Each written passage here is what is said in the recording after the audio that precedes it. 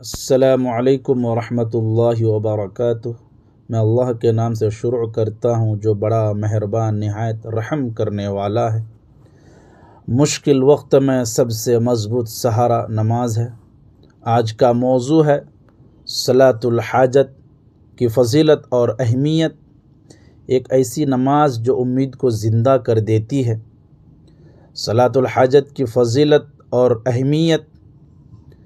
صلاۃ الحاجت نماز حاجت وہ نفلی نماز ہے جو کسی خاص دینی یا دنیاوی ضرورت، پریشانی یا حاجت کے لیے پڑھی جاتی ہے تاکہ اللہ تعالیٰ سے مدد اور قضاء حاجت مانگی جائے۔ یہ نماز اللہ کی بارگاہ میں عاجزی، توکل اور دعا کا ایک خوبصورت ذریعہ ہے۔ قرآن مجید میں اللہ تعالیٰ فرماتے ہیں وَاسْتَعِینُوا بِالصَّبْرِ وَالصَّلَاةِ، سورۃ البقرہ آیت نمبر 45، یعنی مشکلات میں صبر اور نماز سے مدد مانگو۔ اسی طرح نبی کریم صلی اللہ علیہ وسلم کا ارشاد ہے کہ جب کوئی مشکل پیش آئے تو نماز کی طرف رجوع کرو۔ فضیلت اور اہمیت۔ یہ نماز اللہ تعالیٰ سے قربت حاصل کرنے، گناہوں کی معافی مانگنے، پریشانیوں کے دور ہونے اور حاجت پوری ہونے کا ذریعہ ہے۔ محترم سامعین کرام، روایت کے مطابق جو شخص اچھی طرح وضو کر کے 2 رکعت نماز پڑھتا ہے اور پھر مخصوص دعا مانگتا ہے، اللہ تعالیٰ اس کی حاجت پوری فرماتے ہیں۔ محترم سامعین کرام، چاہے وہ دنیاوی ہو یا اخروی، بہت سے علماء جیسے شافعی، مالکی، حنبلی اور دیگر اسے مستحب قرار دیتے ہیں کیونکہ یہ اللہ سے مدد مانگنے کا ایک عملی طریقہ ہے۔ محترم سامعین کرام، یہ نماز دل کو سکون دیتی ہے، یقین بڑھاتی ہے اور اللہ کی رحمت کو جلب کرتی ہے۔ محترم سامعین کرام، صحابہ کرام بھی مشکلات میں نماز پڑھتے تھے، گرچہ اس کی مخصوص حدیث ترمذی اور ابن ماجہ میں ضعیف ہے، لیکن فضائل اعمال، نیکیوں میں ضعیف حدیث پر عمل جائز ہے۔ محترم سامعین کرام، علماء کی جمہور رائے عام نفل نماز پڑھ کر دعا مانگنا تو بالاتفاق جائز اور مستحب ہے۔ محترم سامعین کرام، طریقہ پڑھنے کا سادہ اور مستحب طریقہ۔ نمبر 1، نیت۔ دل میں نیت کرے کہ 2 رکعت نفل صلاۃ الحاجت اللہ تعالیٰ کی رضا کے لیے پڑھتا ہوں۔ نمبر 2، وضو اچھی طرح تازہ وضو کرے۔ نمبر 3، نماز 2 رکعت نفل پڑھے، عام نفل کی طرح پہلی رکعت میں سورۃ الفاتحہ کے بعد کوئی سورت، مثلا سورۃ الاخلاص پڑھے۔ محترم سامعین کرام، دوسری رکعت میں بھی یہی تشہد، درود اور سلام پھیرے۔ کچھ روایت میں 4، 6 یا 12 رکعت کا ذکر ہے، لیکن 2 رکعت افضل اور آسان ہے۔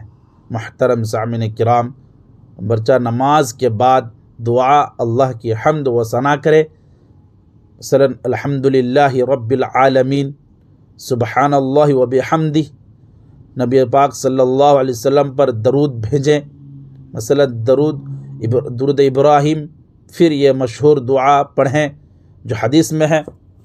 محترم سامعین کرام، لا الہ الا اللہ الحلیم الکریم، سبحان اللہ رب العرش العظیم، الحمد للہ رب العالمین، اسألک موجبات رحمتک وعزائم مغفرتک والغنیمۃ من کل بر والسلامۃ من کل اثم، لا تدع لی ذنبا الا غفرت ولا ہما الا فرجت ولا حاجتن ہی لک رضا الا قضیتہا یا ارحم الراحمین۔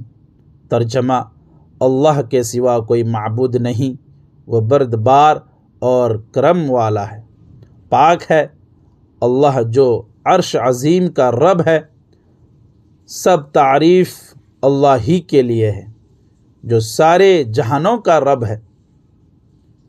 میں تیری رحمت کے اسباب، مغفرت کے عزم، ہر نیکی کی غنیمت اور ہر گناہ سے سلامتی مانگتا ہوں۔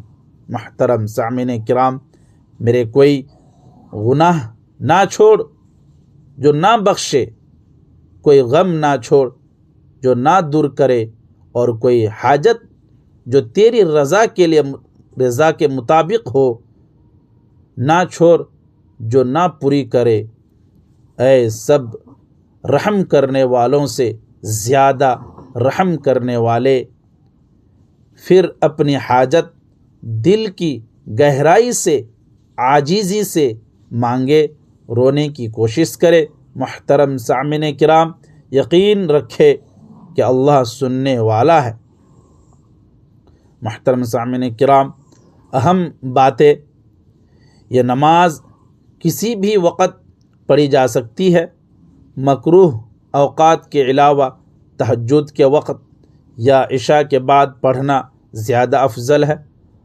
محترم سامعین کرام، حاجت پوری ہونے کی کوئی گارنٹی نہیں، لیکن اللہ ضرور بہتر فرماتے ہیں، شاید فوری یا شاید تاخیر سے یا بہتر چیز دے کر۔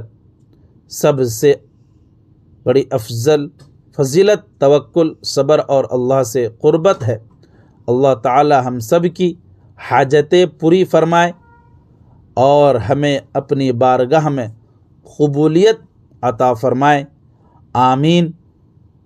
آخر میں اللہ تعالی سے دعا ہے کہ وہ ہمیں ہر حال میں نماز اور دعا کا اہتمام کرنے والا بنائے، ہماری جائز حاجتوں کو اپنے فضل سے پورا فرمائے اور ہمیں اپنا قرب نصیب کرے۔ بے شک اللہ سننے والا، جاننے والا اور بہترین فیصلہ فرمانے والا ہے، آمین۔